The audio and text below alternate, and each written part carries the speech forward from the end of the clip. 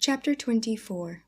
My present situation was one in which all voluntary thought was swallowed up and lost. I was hurried away by fury. Revenge alone endowed me with strength and composure.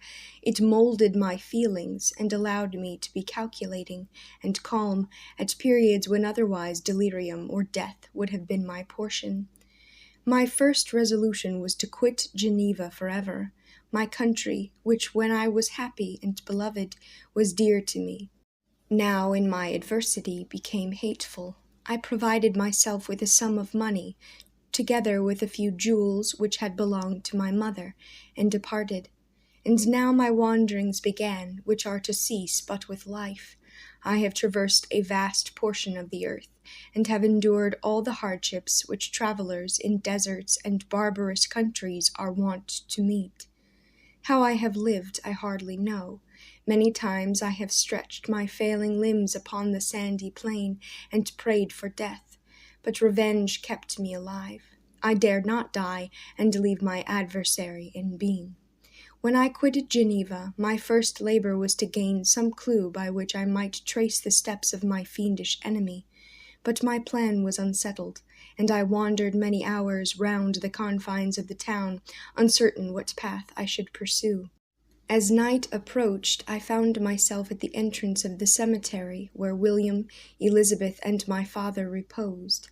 I entered it, and approached the tomb which marked their graves.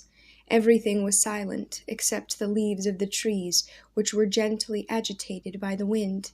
The night was nearly dark, and the scene would have been solemn and affecting even to an uninterested observer. The spirits of the departed seemed to flit around, and to cast a shadow, which was felt but not seen, around the head of the mourner. The deep grief which this scene had at first excited quickly gave way to rage and despair. They were dead, and I lived. Their murderer also lived, and to destroy him I must drag out my weary existence. I knelt on the grass and kissed the earth, and with quivering lips exclaimed, "By the sacred earth on which I kneel, by the shades that wander near me, by the deep and eternal grief that I feel, I swear, and by thee, O night, and the spirits that preside over thee, to pursue the demon who caused this misery until he or I shall perish in mortal conflict. For this purpose I will preserve my life. To execute this dear revenge will I again behold the sun and tread the green herbage of the earth, which otherwise should vanish from my eyes forever. And I call on you, spirits of the dead, and on you, wandering ministers of vengeance, to aid and conduct me in my work. Let the cursed and hellish monster drink deep of agony. Let him feel the despair that now torments me." I had begun my adjuration with solemnity and an awe which almost assured me that the shades of my murdered friends heard and approved my devotion. But the furies possessed me as I concluded, and rage choked my utterance. I was answered through the stillness of night by a loud and fiendish laugh. It rung on my ears long and heavily. The mountains re-echoed it, and I felt as if all hell surrounded me with mockery and laughter. Surely in that moment I should have been possessed by frenzy, and have destroyed my miserable existence, but that my vow was heard, and that I was reserved for vengeance. The laughter died away, when a well-known and abhorred voice, apparently close to my ear, addressed me in an audible whisper, "I am satisfied, miserable wretch. You have determined to live, and I am satisfied." I darted towards the spot from which the sound proceeded, but the devil eluded my grasp. Suddenly the broad disk of the moon arose, and shone full upon his ghastly and distorted shape, as he fled with more than mortal speed. I pursued him, and for many months this has been my task. Guided by a slight clue, I followed the windings of the Rhone, but vainly. The blue Mediterranean appeared, and by a strange chance I saw the fiend enter by night, and hide himself in a vessel bound for the Black Sea. I took my passage in the same ship, but he escaped, I know not how. Amidst the wilds of the Tartary and Russia, although he still evaded me, I have ever followed in his track. Sometimes the peasants, scared by this horrid apparition, informed me of his path. Sometimes he himself, who feared that if I lost all trace of him, I should despair and die, left some mark to guide me. The snows descended on my head, and I saw the print of his huge step on the white plain. To you first entering on life, to whom care is new and agony unknown, how can you understand what I have felt, and still feel? Cold, want, and fatigue were the least pains which I was destined to endure. I was cursed by some devil, and carried about with me my eternal hell. Yet still a spirit of good followed and directed my steps, and when I most murmured would suddenly extricate me from seemingly insurmountable difficulties. Sometimes when nature, overcome by hunger, sunk under the exhaustion, a repast was prepared for me in the desert that restored and inspirited me. The fare was indeed coarse, such as the peasants of the country ate, but I will not doubt that it was set there by the spirits that I had invoked to aid me. Often when I was dry, the heavens cloudless, and I was parched by thirst, a slight cloud would bedim the sky, shed the few drops that revived me, and vanish. I followed when I could the courses of the rivers, but the demon generally avoided these, as it was here that the population of the country chiefly collected. In other places human beings were seldom seen, and I generally subsisted on the wild animals that crossed my path. I had money with me, and gained the friendship of the villagers by distributing it, or I brought with me some food that I had killed, which, after taking a small part, I always presented to those who had provided me with fire and utensils for cooking. My life, as it passed thus, was indeed hateful to me, and it was during sleep alone that I could taste joy. O blessed sleep! Often when most miserable, I sank to repose, and my dreams lulled me even to rapture.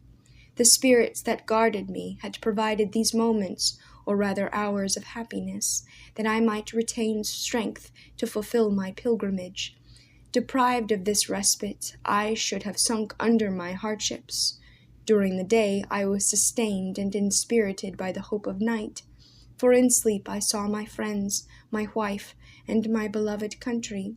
Again I saw the benevolent countenance of my father, heard the silver tones of my Elizabeth's voice, and beheld Clerval enjoying health and youth.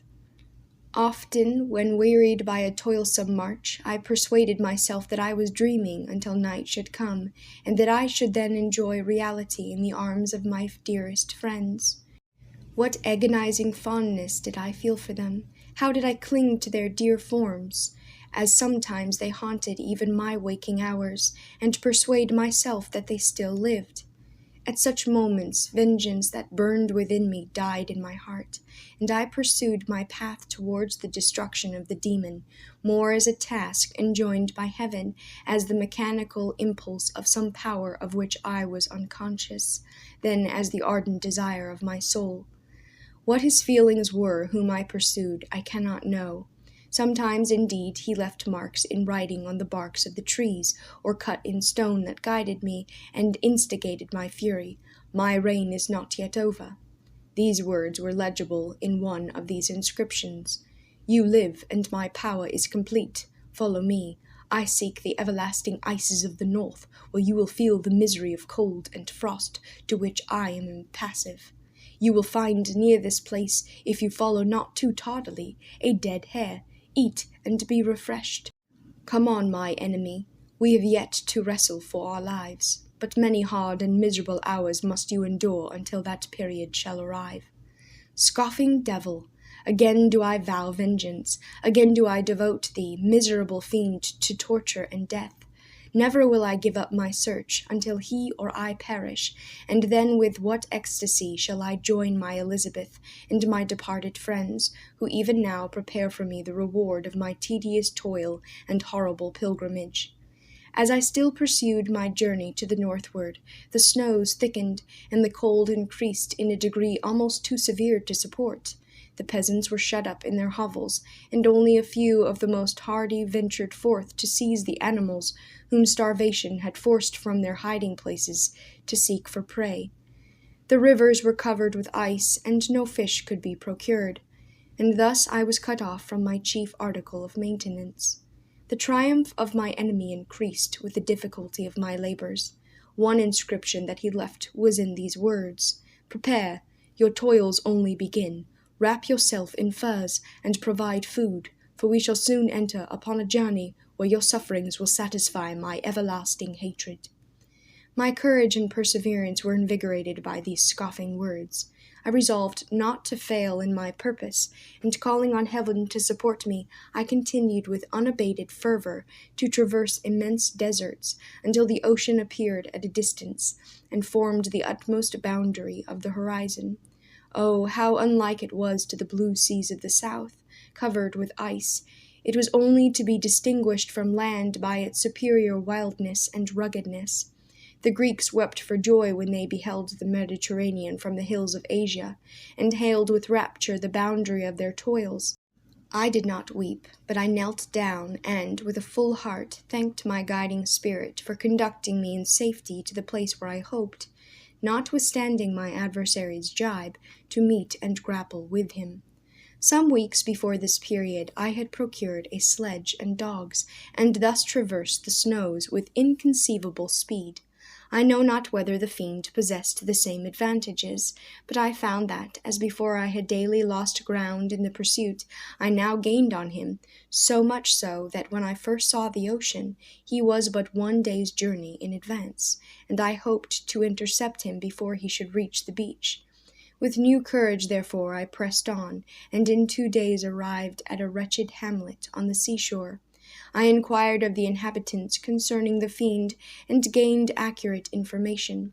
A gigantic monster, they said, had arrived the night before, armed with a gun and many pistols, putting to flight the inhabitants of a solitary cottage, through fear of his terrific appearance. He had carried off their store of winter food, and placing it in a sledge to draw which he had seized on a numerous drove of trained dogs, he had harnessed them, and the same night, to the joy of the horror-struck villagers, had pursued his journey across the sea in a direction that led to no land, and they conjectured that he must speedily be destroyed by the breaking of the ice, or frozen by the eternal frosts. On hearing this information, I suffered a temporary access of despair.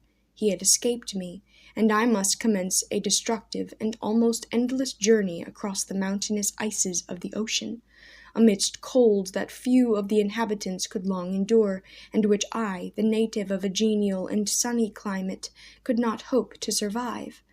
Yet at the idea that the fiend should live and be triumphant, my rage and vengeance returned, and, like a mighty tide, overwhelmed every other feeling. After a slight repose, during which the spirits of the dead hovered round, and instigated me to toil and revenge, I prepared for my journey.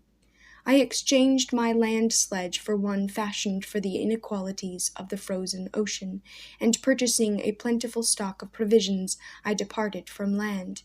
I cannot guess how many days have passed since then, but I have endured misery, which nothing but the eternal sentiment of a just retribution burning within my heart could have enabled me to support. Immense and rugged mountains of ice often barred up my passage, and I often heard the thunder of the ground sea, which threatened my destruction. But again the frost came, and made the paths of the sea secure. By the quantity of provision which I had consumed, I should guess that I had passed 3 weeks in this journey, and the continual protraction of hope, returning back upon the heart, often wrung bitter drops of despondency and grief from my eyes. Despair had indeed almost secured her prey, and I should soon have sunk beneath this misery. Once, after the poor animals that conveyed me had with incredible toil gained the summit of a sloping ice mountain, and one, sinking under his fatigue, died, I viewed the expanse before me with anguish, when suddenly my eye caught a dark speck upon the dusky plain. I strained my sight to discover what it could be, and uttered a wild cry of ecstasy, when I distinguished a sledge and the distorted proportions of a well-known form within. Oh, with what a burning gush did hope revisit my heart! Warm tears filled my eyes, which I hastily wiped away, that they might not intercept the view I had of the demon. But still my sight was dimmed by the burning drops, until, giving way to the emotions that oppressed me, I wept aloud. But this was not the time for delay. I disencumbered the dogs of their dead companion, gave them a plentiful portion of food, and after an hour's rest, which was absolutely necessary, and yet which was bitterly irksome to me, I continued my route.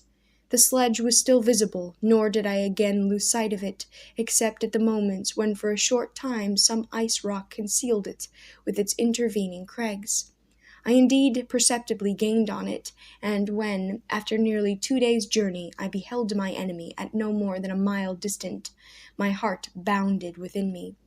But now, when I appeared almost within grasp of my foe, my hopes were suddenly extinguished, and I lost all trace of him, more utterly than I had ever done before.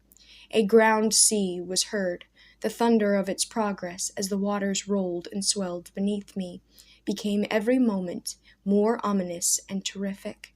I pressed on, but in vain. The wind arose, the sea roared, and as with the mighty shock of an earthquake it split, and cracked with a tremendous and overwhelming sound. The work was soon finished. In a few minutes a tumultuous sea rolled between me and my enemy, and I was left drifting on a scattered piece of ice that was continually lessening and thus preparing for me a hideous death. In this manner many appalling hours passed, several of my dogs died, and I myself was about to sink under the accumulation of distress, when I saw your vessel riding at anchor, and holding forth to me hopes of succor and life. I had no conception that vessels ever came so far north, and was astounded at the sight. I quickly destroyed part of my sledge to construct oars, and by these means was enabled with infinite fatigue to move my ice raft in the direction of your ship. I had determined, if you were going southward, still to trust myself to the mercy of the seas, rather than abandon my purpose. I hoped to induce you to grant me a boat, with which I could pursue my enemy. But your direction was northward. You took me on board when my vigor was exhausted, and I should soon have sunk under my multiplied hardships into a death which I still dread, for my task is unfulfilled. Oh, when will my guiding spirit in conducting me to the demon allow me the rest I so much desire? Or must I die, and he yet live? If I do, swear to me, Walton, that he shall not escape, that you will seek him and satisfy my vengeance in his death. And do I dare to ask of you to undertake my pilgrimage, to endure the hardships that I have undergone? No, I am not so selfish. Yet when I am dead, if he should appear, if the ministers of vengeance should conduct him to you, swear that he shall not live. Swear that he shall not triumph over my accumulated woes, and survive to add to the list of his dark crimes. He is eloquent and persuasive, and once his words had even power over my heart. But trust him not. His soul is as hellish as his form, full of treachery and fiendish malice. Hear him not. Call on the manes of William, Justine, Clerval, Elizabeth, my father, and of the wretched Victor, and thrust your sword into his heart. I will hover near and direct the steel aright.